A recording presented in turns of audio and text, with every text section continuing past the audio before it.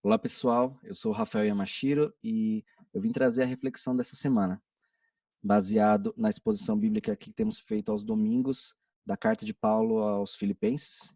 Nós estamos no capítulo 2, do verso 12 ao verso 18, mas hoje eu vou dar ênfase somente no verso 12 e no verso 13 e abordar um pouco mais dos aspectos práticos da santificação.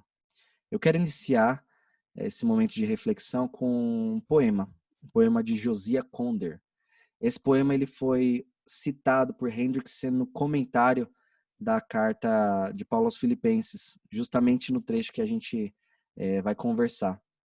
E Josias ele vai falar de uma forma poética, de uma forma muito bela e prática da experiência cristã, aquilo que Paulo aborda de forma mais teológica, de forma mais exortativa na mensagem com os filipenses.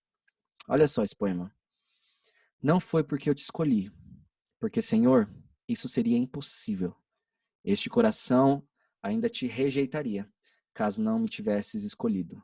Do pecado que me manchava, me limpaste e me livraste. Desde a eternidade me ordenaste, a fim de que para ti eu pudesse viver. Olha só o que Paulo está dizendo em Filipenses 2, 12 e 13. Desenvolvei a vossa salvação com temor e tremor, porque é Deus quem efetua em vós tanto querer como realizar. Desenvolvei a vossa salvação com temor e tremor, porque é Deus quem efetua em vós tanto querer como o realizar. Olha o mistério. No mesmo verso, na mesma frase, Paulo vai trazer a responsabilidade humana. Desenvolvam, filipenses, a vossa salvação. Apliquem, executem a salvação. Desenvolvam a salvação que vocês receberam de Cristo. A vossa salvação. Como vai trazer também a soberania divina na salvação, quando ele diz, porque é Deus quem efetua e opera em vocês tanto o querer como o realizar segundo a sua boa vontade. Não é o que Josias está também tentando dizer de forma prática da vida dele? Olha só o que ele diz, Senhor, eu, eu não escolhi o Senhor, meu coração não te escolheria, não porque o Senhor não é maravilhoso, não porque o Senhor não é grande, ele não te escolheria porque o nosso coração humano é inclinado ao pecado. Ele é escravo do pecado, como diz a palavra, ele é cego, ele é morto em seus delitos e pecados, ele é inimigo de Deus, como fala em Romanos. Então, naturalmente, a nossa inclinação não é escolher Deus, mas é escolher o que é longe, o que está longe de Deus. E também não é se santificar. A nossa própria força, a nossa própria vontade não é o suficiente para gerar santificação no nosso coração. Por isso ele diz, este coração ainda te teria rejeitado caso o Senhor não tivesse me escolhido. Mas o Senhor não só me escolheu, como o Senhor me salvou, me limpou, tirou a mancha do pecado para que eu pudesse viver para o Senhor. Em outras palavras, eu estou desenvolvendo a salvação porque o Senhor que tem feito tanto querer quanto o fazer segundo a sua vontade. Bom, Paulo está falando sobre desenvolver salvação e a pergunta que pode ficar na mente de vocês é: o que é desenvolver a salvação? Será que ele está falando que agora a salvação está nas minhas mãos e eu que tenho que sustentar a salvação? Uma vez que ele me morreu na cruz por mim, agora é com você, se vira. Você que vai sustentar a sua salvação? Não. Por isso que ele coloca na mesma frase a responsabilidade humana e a soberania divina. É Deus quem efetua no seu povo tanto querer quanto o fazer. Então, a salvação aqui que Paulo está querendo dizer é o segundo momento da salvação. Então, se a gente pegar salvação, como funciona a salvação, os três momentos da salvação, nós vamos ver o passado, que é a justificação, quando fomos livres da condenação do pecado. A santificação, que é o presente, é o processo onde estamos sendo livres do domínio do pecado na nossa vida. E a glorificação, que é o futuro, quando teremos os nossos corpos glorificados, novos céus e nova terra, tudo se fez novo, onde seremos livres da presença do pecado. Não haverá mais morte, choro, dor, não haverá mais pecado. Então, entendendo esses 3 momentos da salvação, a gente entende que o único momento que é um processo em desenvolvimento, onde não é uma obra consumada e efetuada pontualmente, é o processo da santificação. Por isso que Paulo está exortando os filipenses aqui, ó, desenvolvei a vossa salvação. Ou seja, santifiquem-se. E a santificação, ela inicia na regeneração. No momento que fomos justificados por meio da fé em Cristo Jesus, recebemos o status de justos e santos perante Deus por causa do sangue de Cristo, somos tornados em novas criaturas, nascemos de novo. E aí, então, aquele que é justificado também é colocado na rota e no processo da santificação.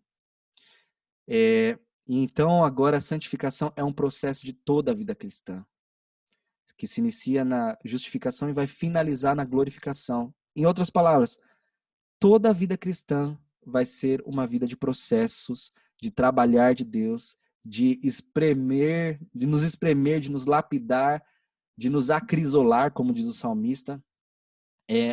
Toda a vida cristã, Deus ele vai estar trabalhando em nós para nos conformar à imagem de Jesus Cristo.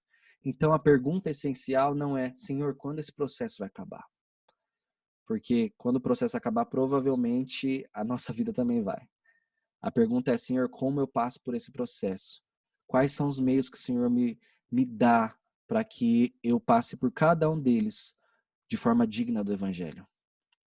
E eu quero falar sobre 3 meios de graça que o Senhor nos dá para desenvolver a santificação, a salvação. O primeiro deles é a sua palavra. João capítulo 17, verso 17, a última oração de Jesus antes de ir para a cruz, ele ora ao Pai dizendo, Pai, santifica-os na verdade. A verdade é a sua palavra é a verdade. Então, só há uma coisa que pode arrancar a mentira dos nossos corações e o engano, é a verdade. Só que aonde reside a verdade? Na palavra de Deus. É por meio da palavra de Deus que ele nos lava.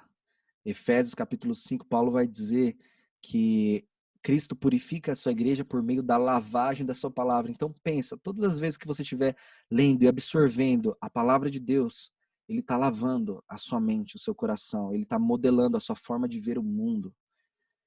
Então, pegue o Sermão do Monte, pegue os evangelhos, os ensinos de Cristo, as cartas de Paulo, veja os atributos de Deus no Antigo Testamento e deixe a palavra encher o seu coração, transbordar o seu coração. E então todos os desafios da vida, ela vai ser a baliza das suas decisões, ela vai ser o trilho que vai te manter na rota, ela vai ser o alicerce da sua casa que vai te manter firme no meio da chuva e da tempestade. O segundo meio que Deus nos proporciona é a oração. A oração, ela é uma declaração tanto ao nosso coração como a Deus de que nós não somos autossuficientes, de que nós precisamos do Senhor, de que nós não temos todas as respostas, nem todos os recursos, mas que Ele tem esses recursos. E se Ele não mudar a circunstância, certamente Ele vai mudar o nosso coração por meio dessa postura humilde de nos rendermos a Ele em oração. O próprio Filho de Deus, Jesus, enquanto andou na terra, vários trechos da Bíblia enfatizam que ele saía para ter o seu momento de oração com o Pai. E isso definia o que ele fazia logo em seguida. Se o próprio Cristo, ele investia tanto assim na oração, quanto mais nós,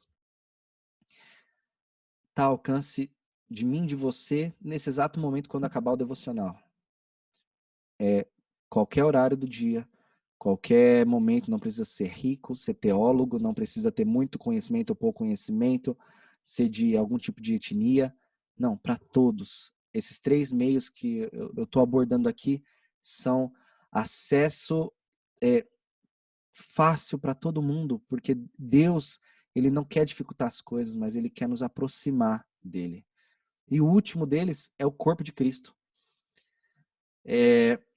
Você se distanciar do corpo de Cristo é você decidir se distanciar do processo de santificação.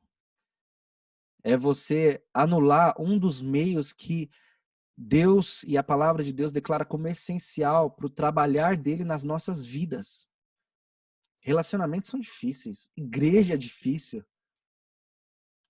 Sempre foi e sempre vai ser. Mas é a forma que Deus usa para poder lapidar os nossos corações. As virtudes do Evangelho, nenhuma delas podem ser desenvolvidas solitariamente.